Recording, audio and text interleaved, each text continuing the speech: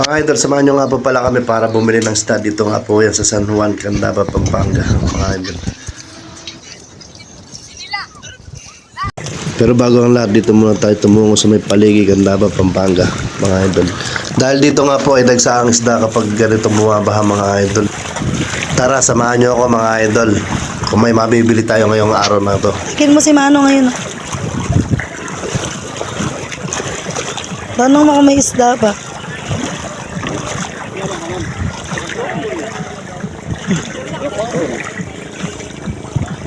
Silver lang.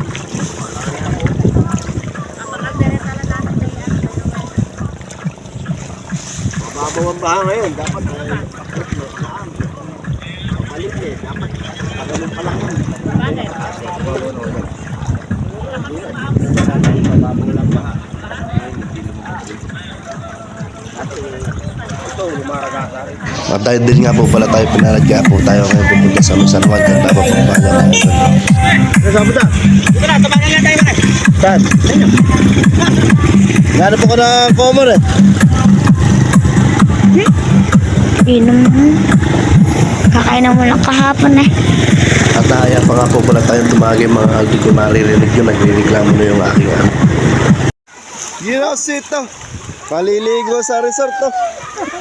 May nagatali?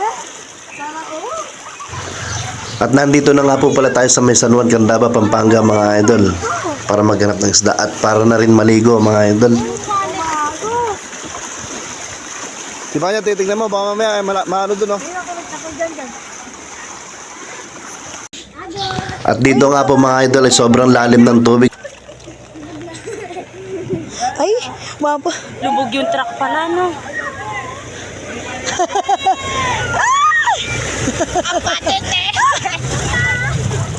Umaalo. Putang ina, nalaglag! Ay.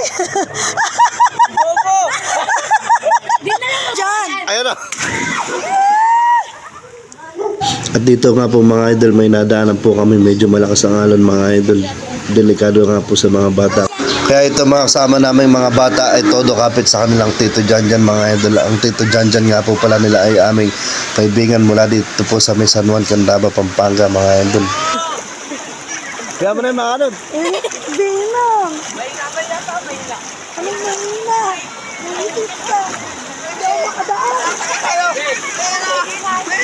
Lalim dyan ko lang! At ito nga po si JB, malaki ata ang saldak sa utak, linoloko ang kanyang anak. Mamaya kay Rachel pag uwi sa bahay.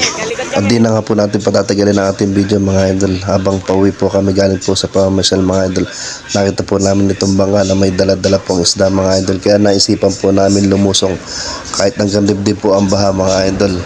At kung mapapasan nyo nga po mga idol, yung bahay na nakulubog na yan, kay kuya po yan na may dala-dala pong isda yung nasa bangka po na yan mga idol. Tara mga idol, samahan nyo kami bumili mga idol. Ang laman nga po pala ng bangka nito mga idol ay puro common mga idol. Napakasarap nga po nitong kaldereta mga idol. Ito nga po si Ate Chona ay pil na pil nga po yung paliligo sa baha mga idol. Asarap daw po kasi mag-swimming. At nagpapasalamat nga po pala ako sa kanya dahil sila po ang nagturo sa amin kung saan po makakabili ng mga isda mga idol.